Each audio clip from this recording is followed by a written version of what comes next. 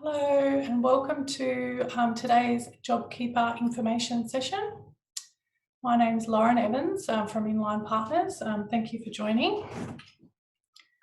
I'll get straight into it. I guess anyone who joins in after can catch up with the recording. So first of all, for anyone who doesn't know who Inline Partners is or who we are, there's three directors, myself, David and Christy. And we offer full service, accounting, bookkeeping, business advisory, compliance. We all kind of have our own specialty, me with the bookkeeping and reporting, a lot of, software type things and stuff like that. Dave, he focuses on the business advisory and compliance. And Christy is our tax specialist, structuring, planning, retirement, things like that. Before we get started, I'll just give you a bit of housekeeping. So first of all, everything that we present today and anything that is in this pack, it's all general in nature, so nothing is specific to you and it can't be relied on as advice. So if you do need some specific advice, just let us know and we can be more than happy to help you there. If you have any questions during the presentation, feel free to type those in the question and answer box and we'll try and get to those at the end depending on time, or if it's something I can answer quickly as they come in, I'll do that. Just put your hand up if you want to speak. You can do that in the Zoom area, or use the question and answer box. I will send around this presentation a copy of the actual presentation and a copy of the recording at the end or later this afternoon. So don't need to worry about furiously writing notes. If you don't want to, you can just chill out for the Friday afternoon.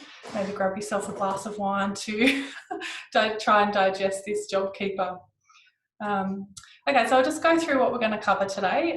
So the main purpose of today's, webinar, seminar, whatever you want to call it, is the JobKeeper update. So we'll go through that hopefully in as much detail as people need. We'll go through a summary of it, step by step, how to meet the employer eligibility, how to meet the employee eligibility, how it applies to business owners and sole traders, which I know is a question that a lot of people have been asking. What it means about paying your employees and how you go about doing that.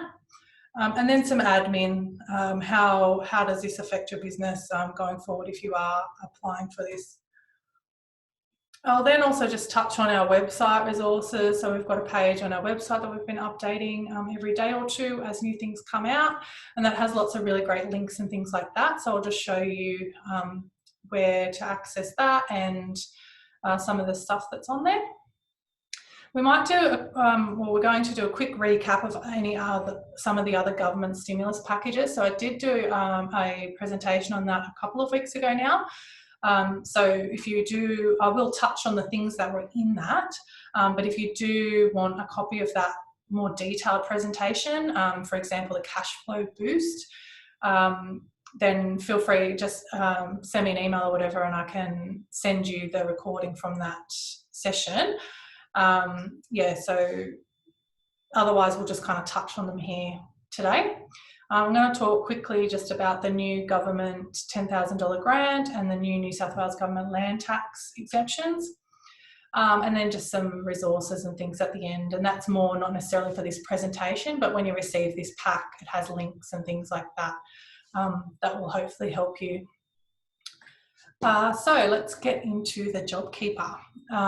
So I'll just talk about in summary some of the things. So I guess just so you know, things are still being evolved with this JobKeeper. So yes, the legislation has been passed, but that legislation mostly says that it basically gives the Commissioner or the authority to make the rules around it. So what that means is those rules are still being developed,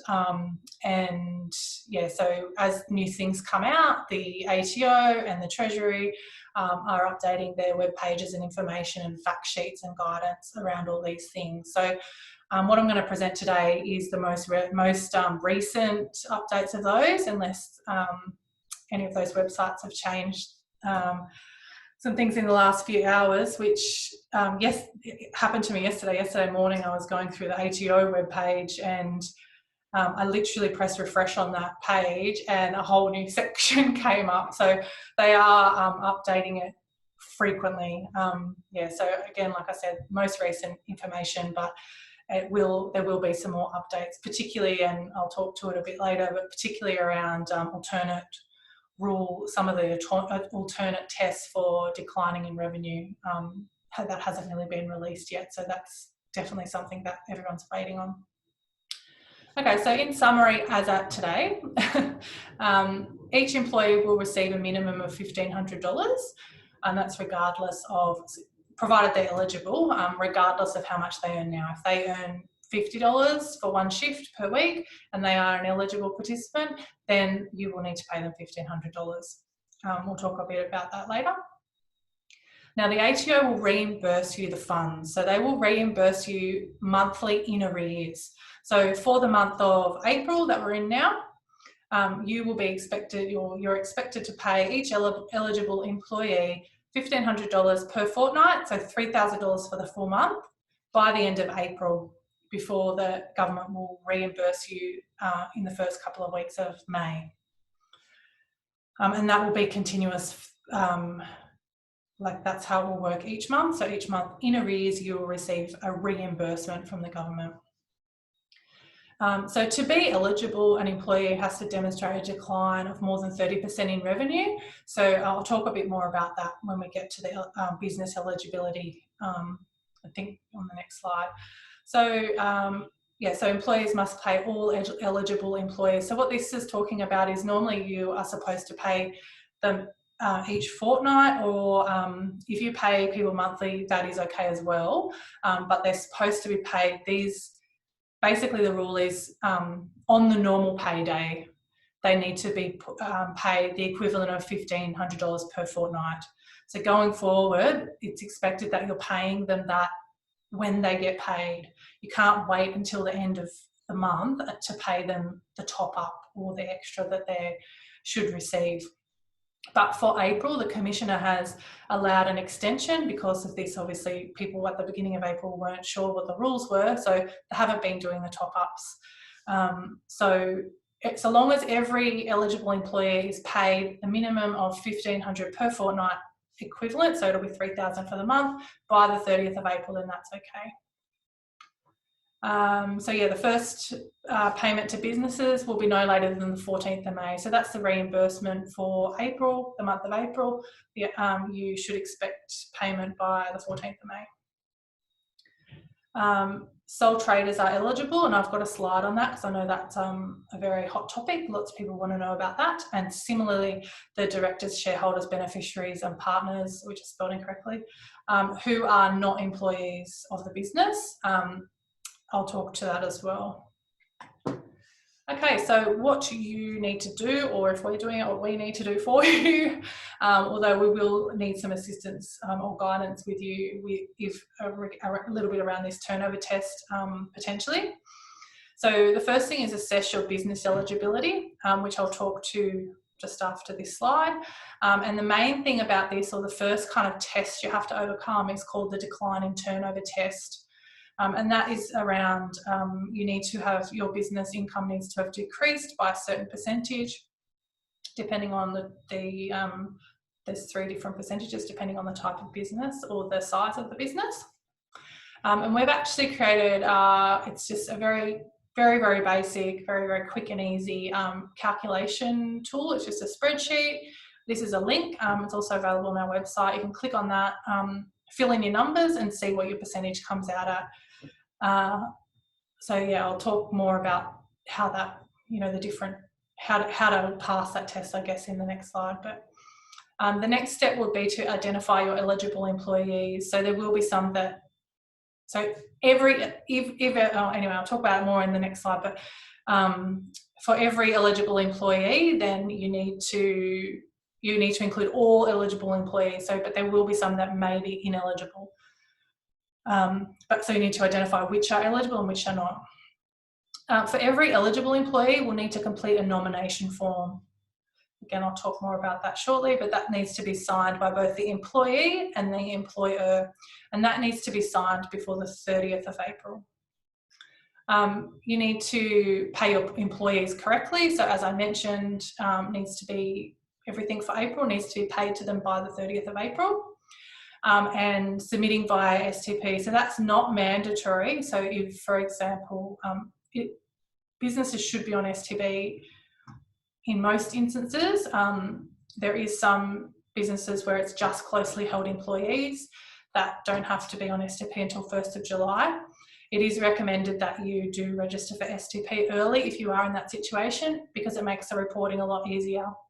Each month we're going to have to report to the ATO employee numbers, and if you're lodging via STP, that will be slightly automatic, that process. If you're not lodging via STP, that will be a very manual process.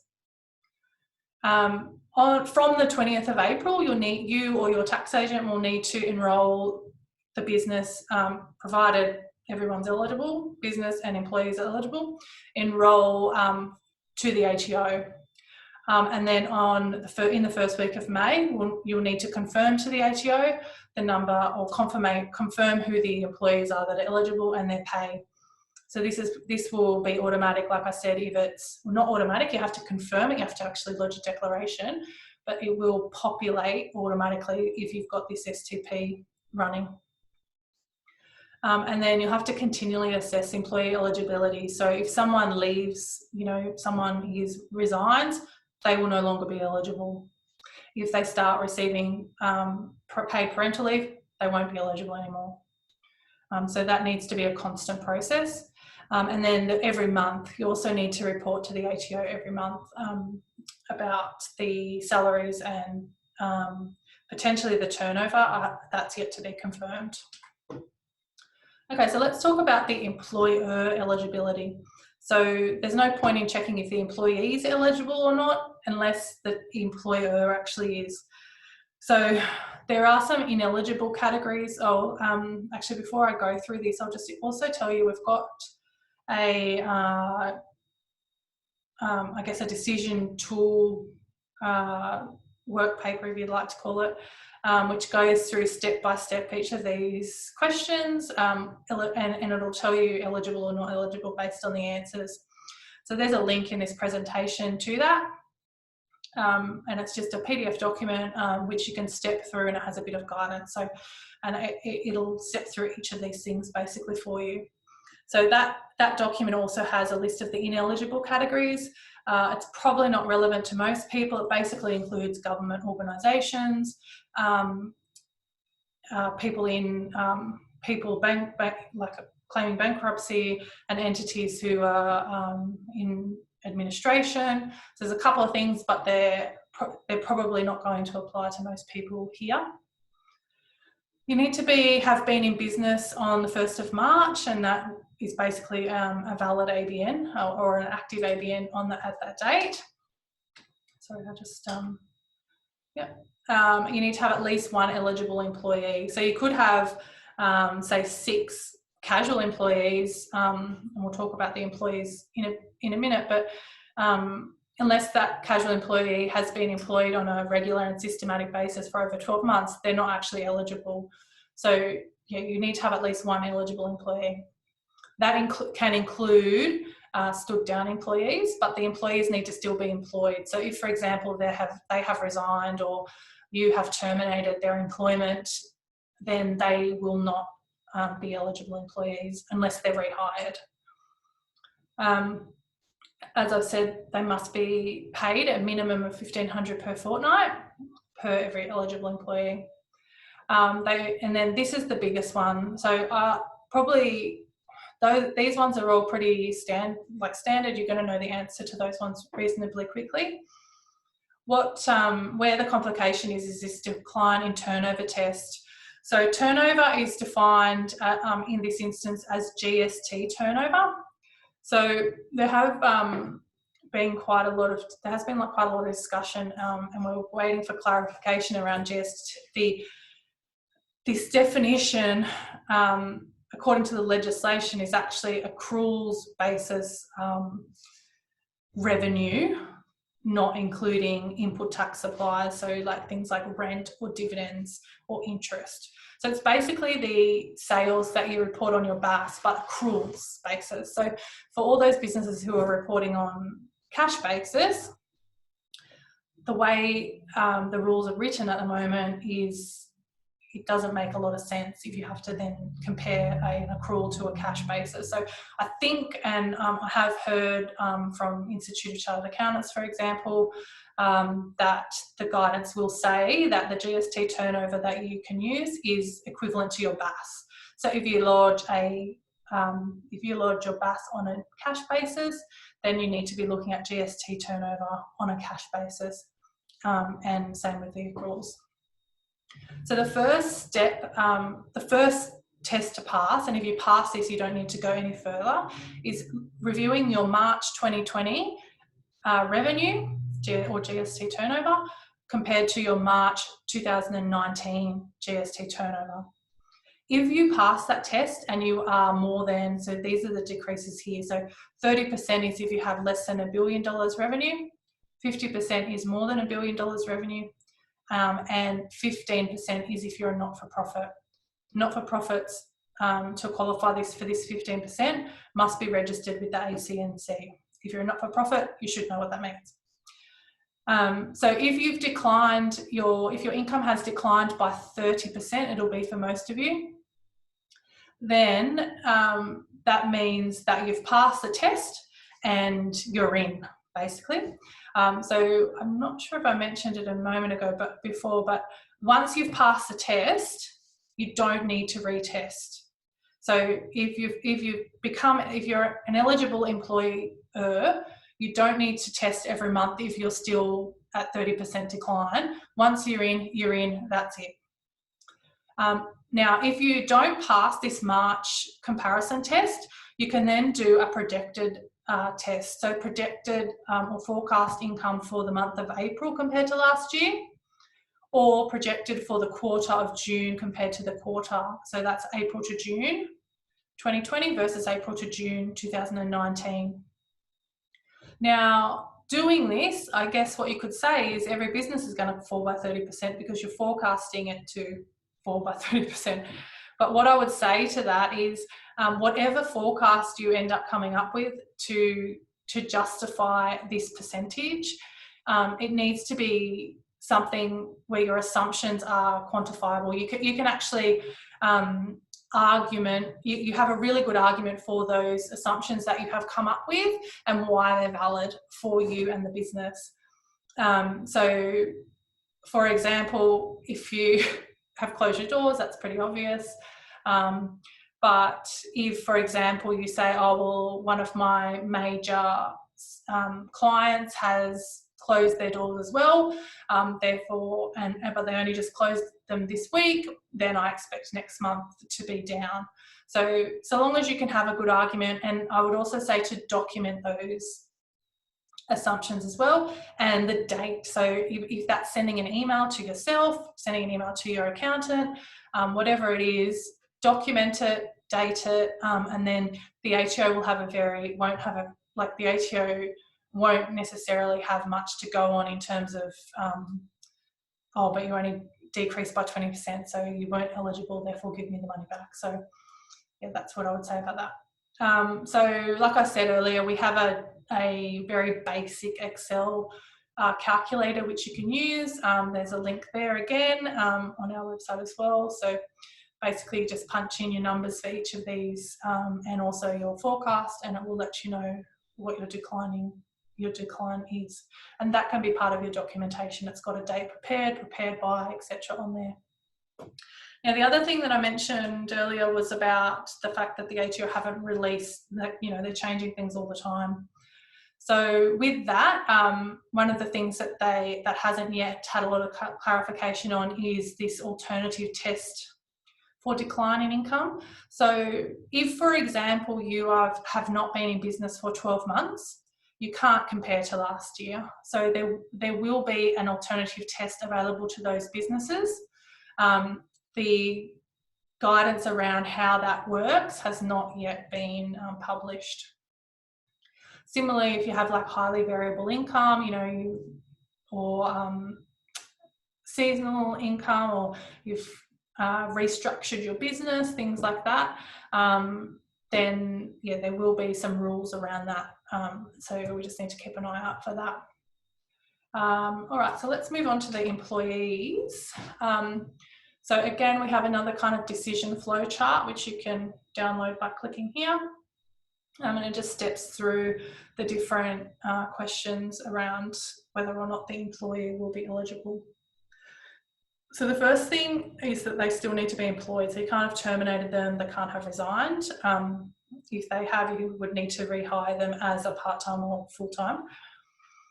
They must be part-time or full-time, or they can be casual, but they need to have been employed as on a regular and systematic basis for 12 months and not a permanent employee elsewhere. So the hospitality industry is going to have a bit of trouble with this, I think.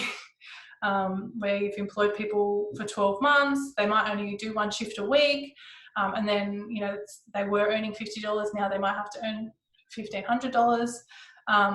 Yeah, so one potential way of getting around that is just not registering at all, as in the employer doesn't register at all. So anyway, there's a few, like if that's you, let us know and we can work through a few scenarios on how to deal with that. The people need to be plus more than 16 years of age. Even if they turn 16 tomorrow, not good enough. They have to have been 16. I think it was on the 1st of March. I didn't put a date in there. They also need to be an Australian resident or on a visa 444, which I believe is for the New Zealand residents. They cannot have been receiving parental pay or dad and partner pay. So if they're on maternity leave and that's government parental pay. So if they're receiving paid maternity leave from their employer or from you, they are eligible, but not if they're getting it from the government. If they're receiving workers' comp for total incapacity to work, they're also not eligible. And they can only basically be an eligible employee for one employer at a time. So if they've registered as an eligible employee with another employer, you do not need to include them in yours. So it'll be up to the employer to choose which one that is. And the other thing which I've mentioned is completing this employee nomination form. So that's a clickable link, which takes to the ATO nomination form. And so that needs to be completed by it's basically signed by the employee and the employer. And that needs to be completed by the 30th of April.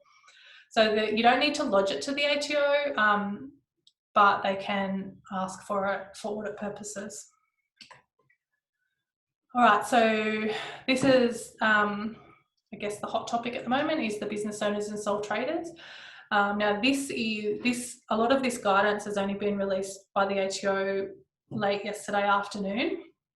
There wasn't a lot of information on this on their website until then. So I'll just talk through some of this. So one of the key things is that the business itself still needs to have a 30% decline in income. So be that your sole trader business or your company so I should also mention, while it's it's sole traders, but it's also business owners. So when I say business owners, the rules refer to what's called an eligible business participant. And so I've got that written here. That's a sole trader, a partner in a partnership, an adult beneficiary of a trust, and a shareholder or a director of the company. So now you can't be getting paid a wage as one of those people, obviously not as a sole trader or a partner, but as a director or a beneficiary, you can't be getting paid a wage from the entity because you would already get it as an employee. But if you are a non-employee individual, as it says here, and the other key thing is that you're actively engaged in the operation of the business, then you can access the JobKeeper payment.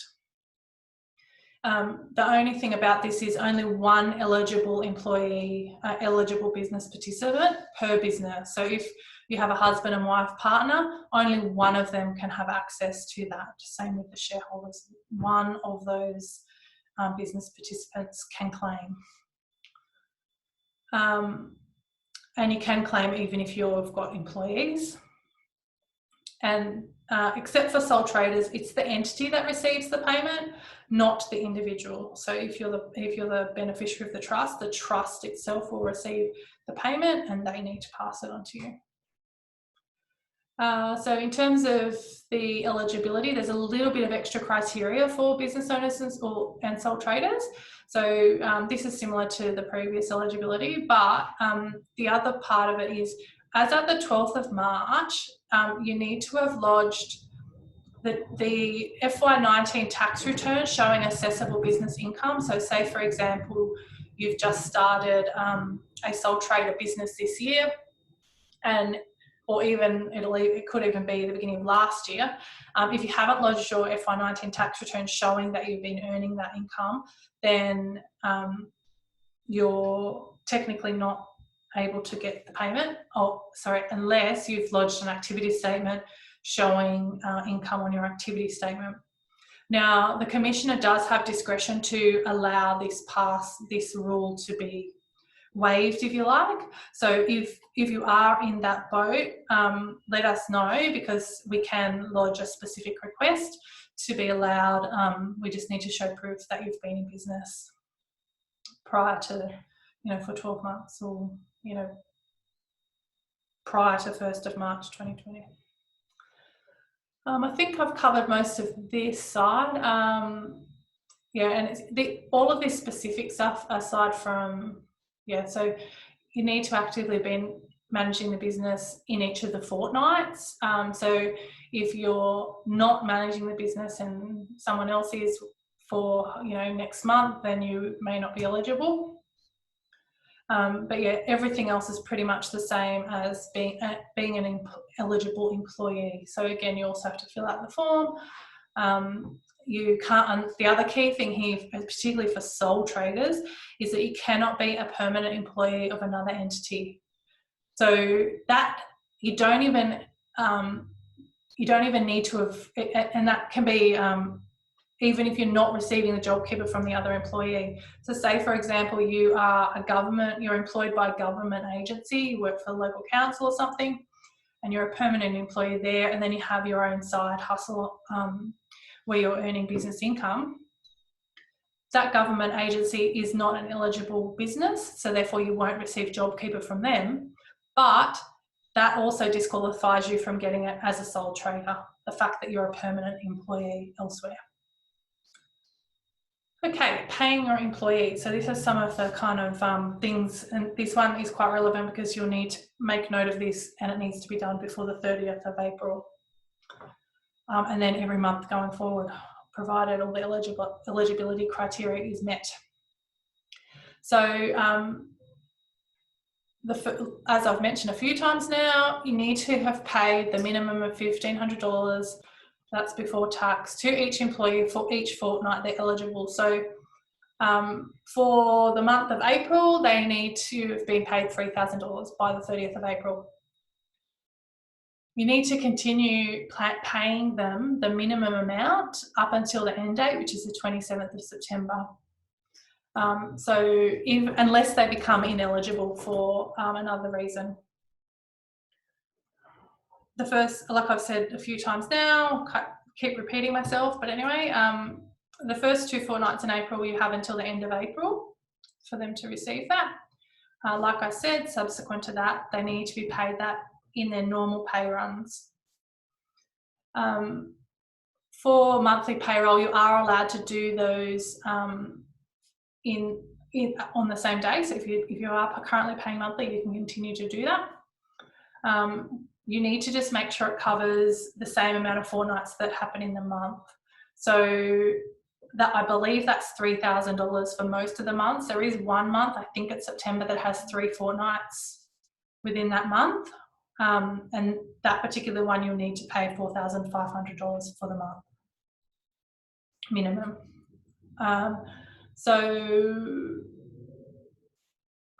This is what I've mentioned before as well, is about the reimbursements. ATO is going to reimburse you, so you have to have paid the employee before you get the funds from the government, which can be problematic for some people if they're really cash strapped. it's not very helpful, but what the government is saying to do is see if you can get an overdraft from your bank or a line of credit. Some people are borrowing from their family to pay the employees so that they can get the money back from the government. One thing to note about making sure you're paying the employees correctly is there's no requirement to pay super on the top-up payments.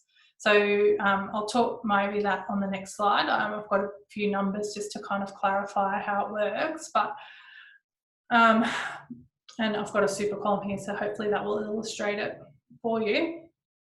So if we look at, say, a stood down employee, if they're not working, they're not going to receive any ordinary wage. But provided everyone is eligible, then we need to pay that person $1,500 per fortnight. Now that's called a JobKeeper top-up payment, if you like. Now the top-up payment, or to get them up to the $1,500 a fortnight, is not, you don't have to pay super on that. So you'll see here, no super. And then you'll receive a payment in arrears from the government for that. The next example is to do with employees who are working, but they are being paid less than $1,500 a month. Now, say for example, Pat has she's earned $500 this fortnight. We need to pay her an extra $1,000 that fortnight to bring her up to the minimum. The super that we need to pay is only on the $500 on the ordinary wage. And then we will receive $1,500 from her from the government as a reimbursement first week of the following month. If we're over $1,500 as an employee, there's no top-up required. You just pay them their salary as they would otherwise get. However, the government will give you a reimbursement for that salary for the $1,500. Now, we talked about directors, shareholders, partners. If I look at an example here, say there's two here, neither of them are earning a wage. Only one of those owners is entitled to get the $1,500. No super is payable on the top-up payments, and then the government will provide $1,500 in arrears at the beginning of the following month. So hopefully that makes those payments a bit clearer. All right, so just some administration. So if you do want us to do some of this for you, there's a form that's a clickable link again to fill out to let us know. Some of the things that we've been assisting clients with is dealing with the decline in turnover calculations, particularly if it's a forecast, helping come up with some assumptions and how to document those things. We can coordinate the signing of the employee notifications via e-sign, which could be beneficial for, if you've shut your business down and your employees are working remotely or something like that, they're not on site for you to physically sign them. That could be useful. And also, as the tax agent, we have access to be able to do all the applications, etc., for your business, both the initial applications, enrolments, and also the monthly reporting. For our clients that we do payroll for, we'll take care of that as part of the payroll. So that's hopefully will mean minimal work for you guys. So what to do now, particularly if we're not currently processing your payroll, or you do want to manage it yourself. The first thing to do is check, are you actually eligible? There's no point in going and getting forms signed, etc., if you don't pass the decline in turnover test. So again, that's at the work paper I've mentioned a couple of times. Download a copy of that, punch a few of your numbers in, keep a copy of that for your records in case the ATO has any questions, and that will, and provided you pass, then the next step would be to get the employee nominations form signed. So, yeah, I would be doing that now. You've got till the 30th of April, like I mentioned before.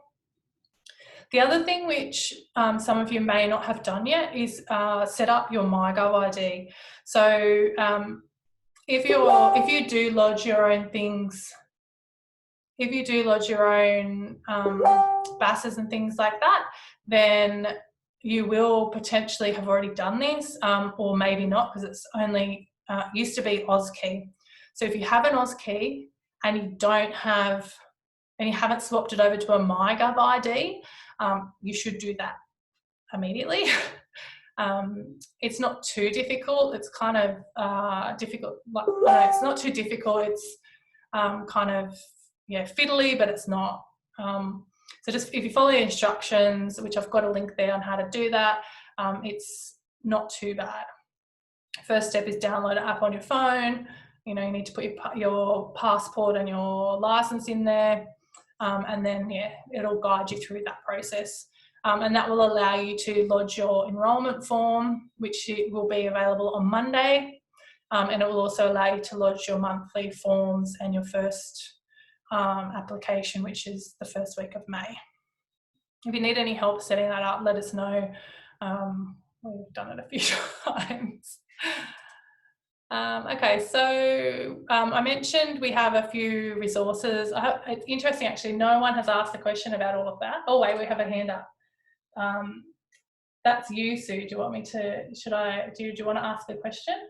I'll, Sue, are you there? Okay. Oh, there we go. Hi, Sue. Hi, how are you going?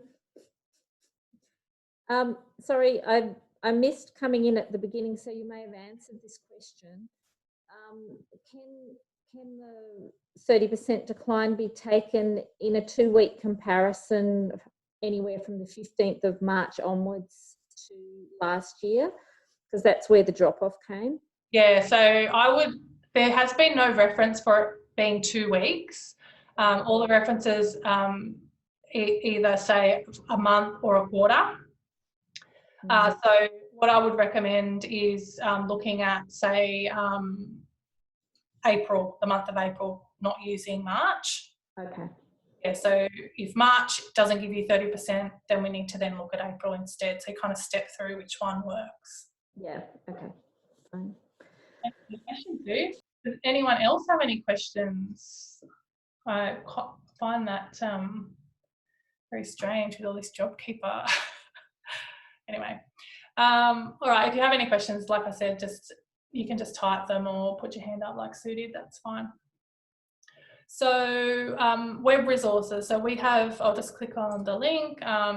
We have a web page that we've been updating frequently, which is, it's got on there kind of steps through whether you're a trust, partnership, blah, blah, blah, and tells you which parts are,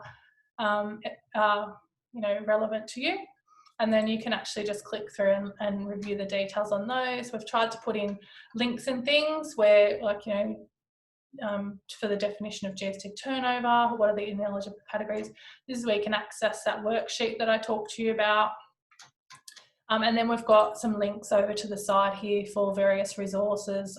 So we've tried to kind of consolidate all the different places where you can get information. The main ones being Treasury, ATO, Department of Health, etc.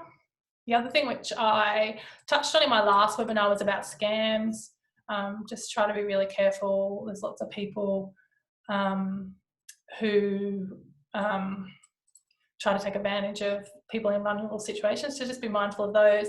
There's some links there which talk about scams, known scams that are happening at the moment.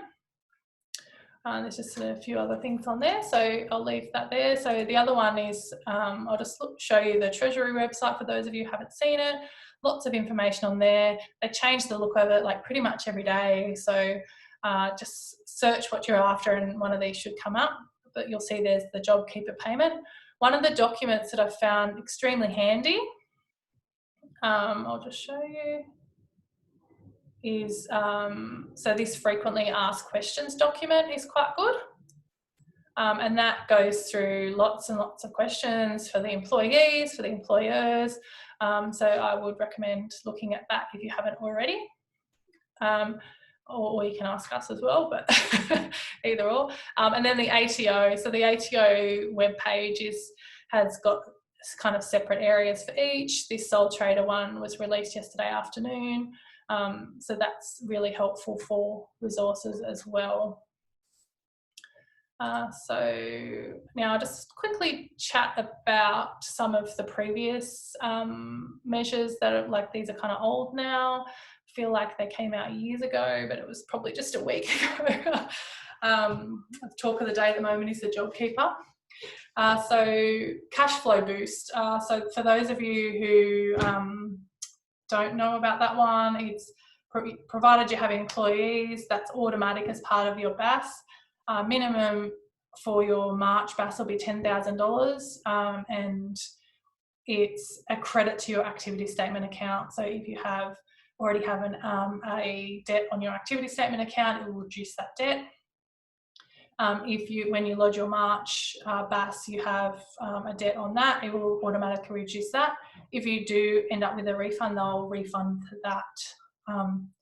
Now, they're not going to process, even if you've lodged your BAS already for March, they won't process those refunds until, credit the activity statement account until the 28th of April at the earliest. So if you're waiting on your refund, it will definitely be after the 28th of April and probably about 14 days after. There's also second payment as part of that cash flow boost, which will be, so basically your March, June and September quarter BASs, or all the months in between, will receive some sort of credit to your activity statement account. The other one was the apprentice subsidy. So you can get, I think it's up to $7,000 from memory. To apply for that, you need to go through your apprenticeship organisation. So contact that organisation to find out how to get the application form for that one. And they will subsidise the apprentice's salary, I believe, for 12 months. So yeah, that's worth checking out. With the ATO administrative relief, like I mentioned in the previous webinar, highly recommend, or definitely would suggest, I'm not suggesting, I'm advising you lodge everything on time. If you can't pay it, talk to the ATO, communicate with them. You know, they much prefer that, and you're going to get a better response than just ignoring the issues and not lodging and etc. So we've had, you know, success in getting payment deferrals for up to 6 months. They can organise payment plans, things like that. So don't be afraid to ask. Financial distress is kind of about allowing businesses to solve in trade and trade insolvent, and not have director penalties on that. So there's particular rules around that. So if that's applicable, you can check that one out. Banks. So if you are having trouble with, say, paying off your loans, etc., you can ask for payment deferrals or ask for your credit card interest to not be charged for 6 months, things like that. So in the previous presentation slides, we had a few links to the banks and some of the things they were doing there. So it's worth checking out your banks. What else have we got? Business investment. So that's about your instant asset write-off. So if you need to purchase some assets, you can write off the cost of those up to $150,000. That's valid until the 30th of June. And then it goes back down to 30,000, I think, but don't quote me on that. Like I said, it's been a week since I looked at this. A lot can happen in a week. Now, payroll tax for New South Wales was another one. So you don't have to pay your payroll tax for March, April and May.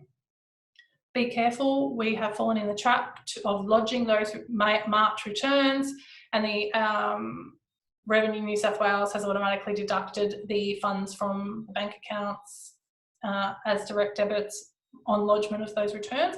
We've managed to get them refunded, but it was very annoying, and so my understanding is you're still liable to lodge those returns, but just keep an eye out for your bank account. If they take the money, ask for a refund. When you lodge your annual return, they will reduce your liability by 25% to cover those 3 months, so you didn't have to pay. Regarding the rights and obligations as an employer, that's kind of anything to do with that, I will recommend looking at the Fair Work website or the Fair Work Ombudsman. And there's a lot of useful information there about, if people being stood down, what leave you're allowed to give. Are you allowed to increase people's hours because they're getting paid $1,500 for doing nothing? All of those questions are answered on the Fair Work website. Access to super is about getting access to $10,000 of super from your super fund in financial hardship. There's a few rules around that. You have to be unemployed. You have to show that you're financially distressed. A few things like that. So, but if that's you, then that's something else you can look at. A couple of other things we touched on last webinar was just some strategies around your business, mental health resources and scams. So if you're interested in that, I can forward that information on to you. A couple of new things since last time is the New South Wales Government $10,000 grant for small businesses. So this is for New South Wales businesses, as I mentioned. You have to have a turnover of more than $75,000. I have to register for GST. You have to have at least one employee, and you can't be above the payroll tax threshold of $900,000. And the one that allows a lot of people from doing this one is 75% decline in turnover here. So this is kind of designed for people who've literally had to shut their doors, but they're still incurring overheads that they can't pay because they've got no income. So what you can use to pay this, you can use the funds for the grant for things like rent, utilities and professional fees. So we've had, for those clients who are investment property owners, so for example you have commercial tenants and they have had to shut the doors, they're saying I can't pay my rent to you because I don't have any money, tell your tenant to apply for this grant because that's who it's for, and then that will allow you to get some of your rent rather than, and you can go through the rent rules where giving them only a certain percentage discount. That's a link there to apply to the application page, which is through Service New South Wales. The other newer one is the New South Wales Government land tax. So you can get a 25% reduction in your land tax payable. There's a few rules around that. So if that's something that you want to look into, there's a bit of information there and a link on more information to do with that as well. Kind of running a bit over time, I think. Anyway, this is the last slide. So this is just some links to various resources that I've talked about throughout the presentation. So feel free to, they're all, like I said, they're all links. So click on those when you get the presentation. Now, quickly before we go, I do have a question here about, is MyGov ID site through the regular MyGov site? No. So that is actually that's separate. So your regular MyGov site where you lodge your income tax return is different to MyGov ID. So MyGov ID replaces AusKey, which is your business portal. Kylie, I'm not sure what that question means about family daycare, so I might catch up with you offline about that one. And then, does anyone have any other questions that they would like answered before we log off? All right, cool. We'll leave it there. Hopefully that's given you a bit of an insight. And if you have any questions, feel free to email me through. And I'll send around this presentation, both the video and the slides, later on this afternoon. Okay, thanks everyone.